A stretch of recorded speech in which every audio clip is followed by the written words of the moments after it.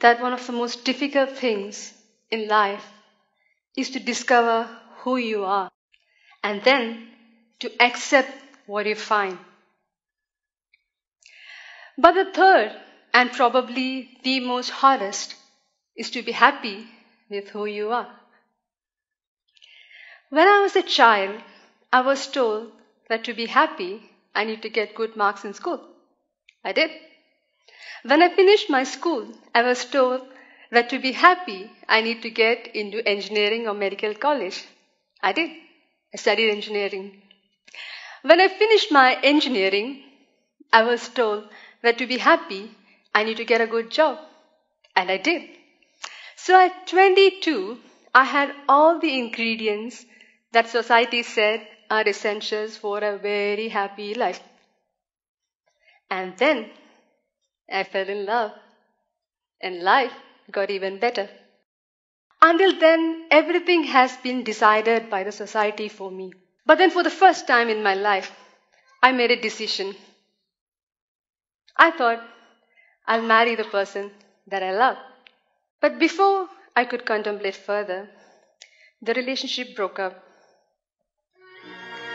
Everything went dark from there on. It was the first decision that I've ever made, and it failed. All the ingredients that society said are required for a very happy life. I had all of that, but still, the pain was too much. I just couldn't take the pain. I didn't know what to do, who to speak to. I felt that life didn't have any option, and everything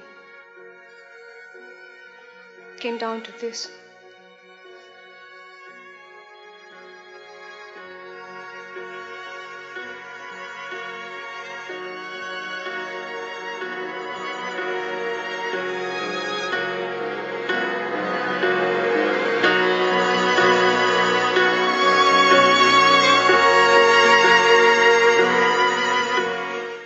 Every 3 seconds, a person tries to commit suicide.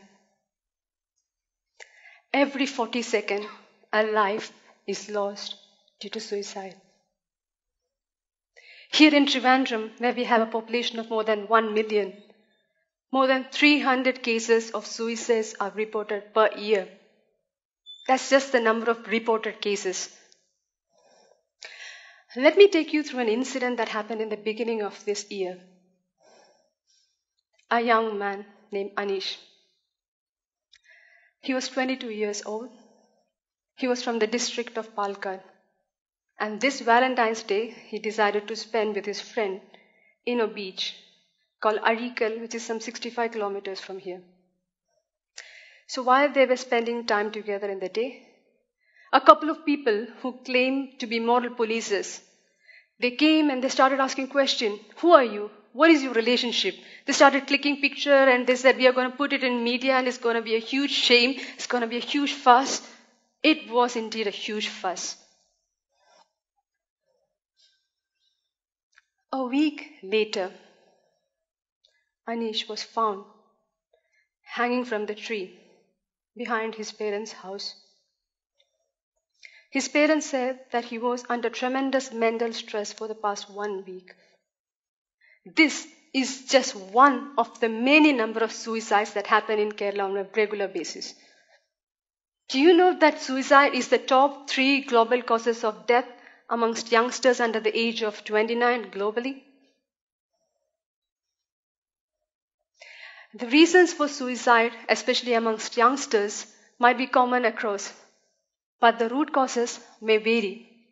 Here in Kerala, which is known for highest literacy rate, the root causes are different. I think most of you would know if you read newspapers, but still, let's take the case of children. The pressure put by the family and the society to study, get good marks and excel in studies and get into engineering, medical, get a job. I'm not sure how many can take that stress. Most of you are from school, you can understand, right? So, now, who will children normally go to? Parents.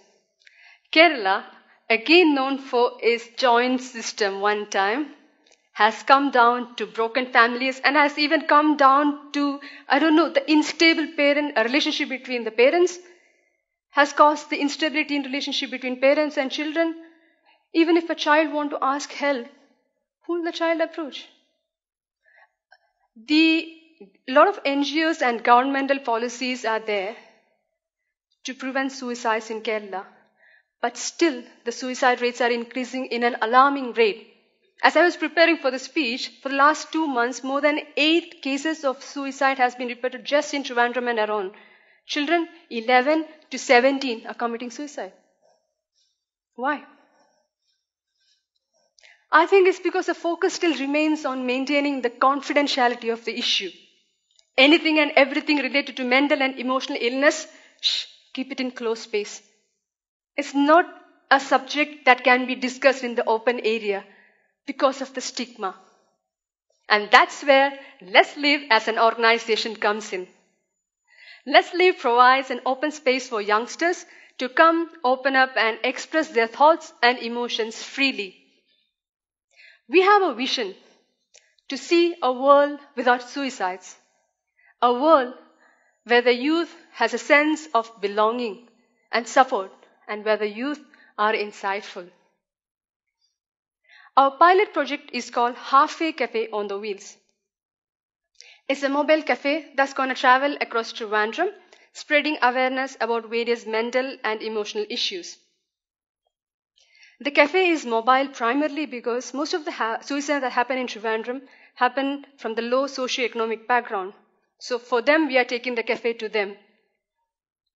Our subsequent project is called Halfway Cafe, which is a hybrid between a cafe and a club, as an open open living space for youngsters to come, sit, and openly talk about anything and everything without getting judged.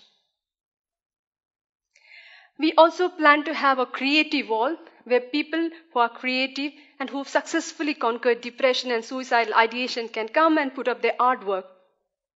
So anybody who walks into this Halfway Cafe can see and feel connected. Having said all of this, I have a question for you. Have you ever thought why people commit suicide? I have. I lost my father to suicide when I was 6, and life was never the same afterwards.